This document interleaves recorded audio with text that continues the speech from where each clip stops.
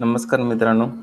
आज आपल्याला moment of inertia हा टॉपिक कंटिन्यू करायचा आहे. आपण ऑलरेडी हा टॉपिक स्टार्ट केला होता आणि आज आपल्याला काही विशिष्ट शेपसाठी मोमेंट ऑफ इनर्शिया कसा डिटरमाइन केला जातो हे आपल्याला पाहायचं आहे.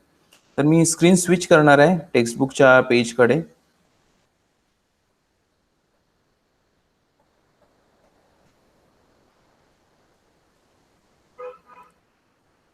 तर हा टॉपिक आहे moment of inertia of a uniform disk.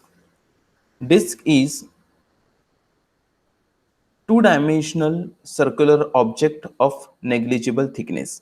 तर जेव्हा मी डिस्क म्हणतो तेव्हा डिस्क ही ज्या शेपची आहे त्या शेपमध्ये काही गोष्टी आपल्याला गृहीत धरायच्या असतात. आता त्या कोणत्या गृहीतक आहे? तर डिस्क ही त्याची थिकनेस जी आहे ती कशी आहे?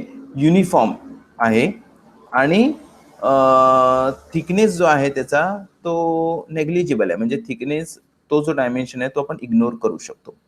Next point, it is said to be uniform it is mass per unit area and its composition is same throughout. आपण युनिफॉर्म कधी म्हणू शकतो एखाद्या डिस्कला? जर त्याची जी डेन्सिटी आहे म्हणजे मास पर युनिट एरिया जो आहे तो सेम आहे थ्रू आउट आणि त्याचं कंपोजिशन पण सेम आहे.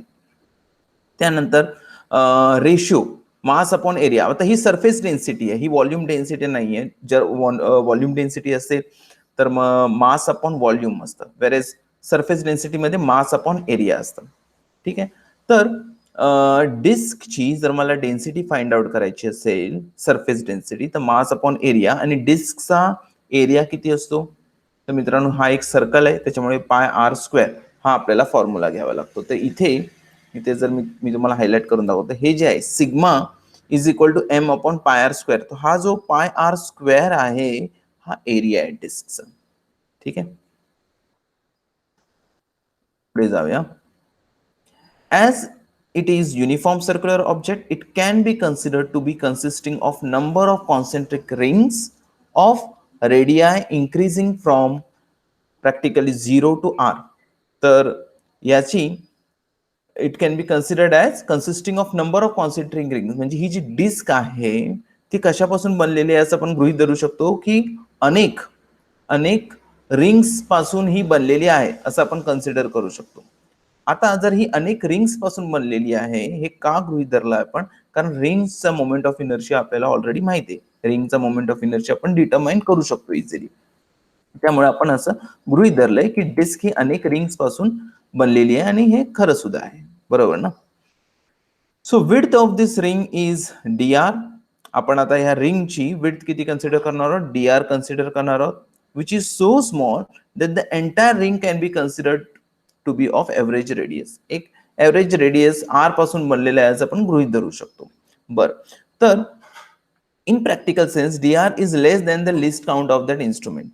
प्रॅक्टिकली त्याचा जो डी आर आहे त्याची जी विड्थ आहे रिंगची ही त्या इन्स्ट्रुमेंटची म्हणजे आपण ज्या इन्स्ट्रुमेंटने मेजर करणार आहोत त्या इन्स्ट्रुमेंटच्या लिस्ट काउंट पेक्षा पण छोटी असू शकते.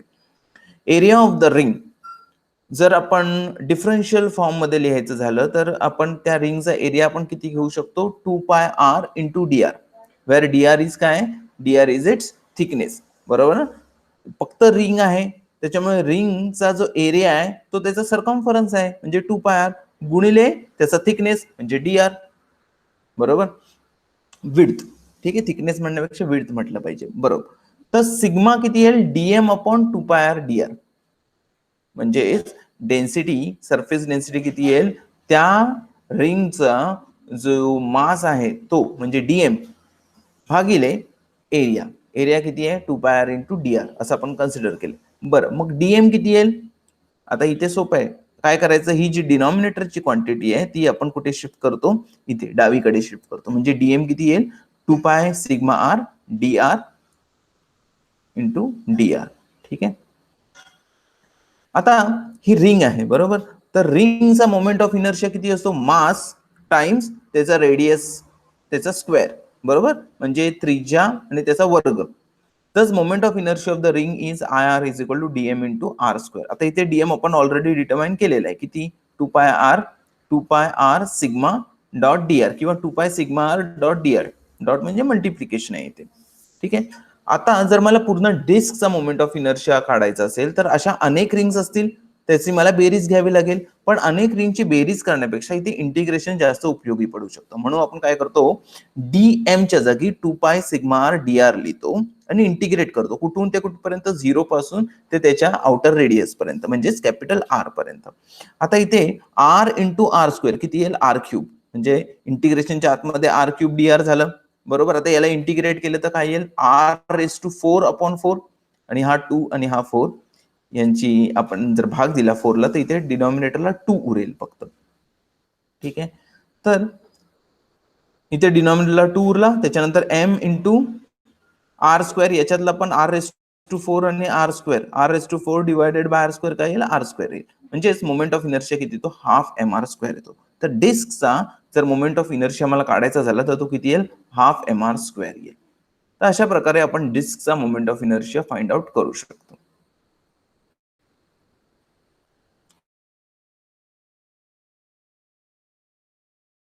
ठीक आहे. तर नेक्स्ट आपला जो टॉपिक असणार आहे, याच्या पुढचा जो टॉपिक आहे तो आहे radius of gyration. Radius of gyration म्हणजे नक्की काय, आणि ह्या डिस्कच्या बाबतीत मोमेंट ऑफ जो मोमेंट ऑफ इनर्शिया आपण ऑलरेडी काढलेला आहे, त्याचा रेडियस ऑफ गायरेशन कसा काढता येईल ते आपल्याला बघायचं आहे. तर मी पुन्हा एकदा स्क्रीनकडे जातो.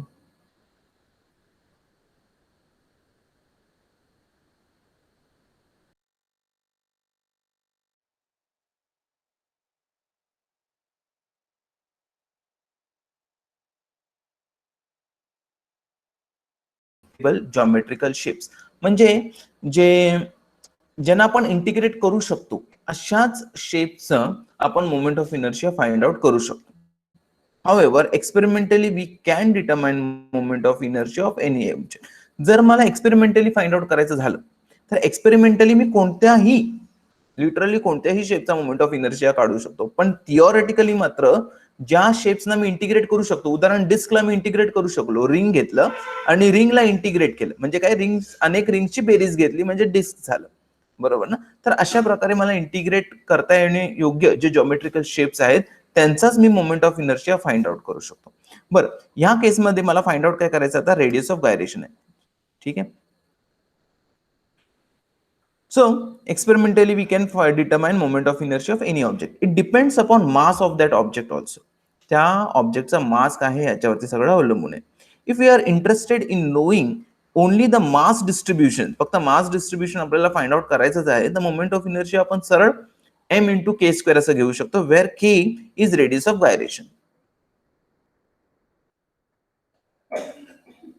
ठीक आहे. आता हा जो आय आहे, I is equal to M K square, याच्यातला के काय आहे, मी म्हटलं K is radius of gyration. In this case, k is defined as radius of gyration of the object about the given axis of rotation. In other words, if k is radius of gyration of any object, then I is equal to mk square is moment of inertia of that object. म्हणजे एखाद्या ऑब्जेक्टचा मला जर radius of gyration माहिती असेल, त्याचा मास जर माहिती असेल, तर मला इझिली कोणत्याही शेपचा moment of inertia find out करता येऊ शकतो. ठीक आहे. आता ह्या केसमध्ये मी रिंग आणि डिस्क असे दोन शेप घेणार आहे. Consider uniform ring and uniform disc, both of same mass. दोघांचे मास कसं आहे, सेम आहे. ठीक आहे. If K R is radius of gyration of ring and K D जो आहे तो डिस्कचा रेडियस ऑफ गायरेशन आहे, then moment of inertia of ring किती येईल, एम आर स्क्वेअर, जो आपला जनरल फॉर्म्युला आहे. इथे के आर आणि आर सेम आहे, त्याच्यामुळे मी एम के आर स्क्वेअर असं लिहू शकतो. वेअरएज डिस्कच्या बाबतीत मात्र फॉर्म्युला काय, हाफ एम आर स्क्वेअर.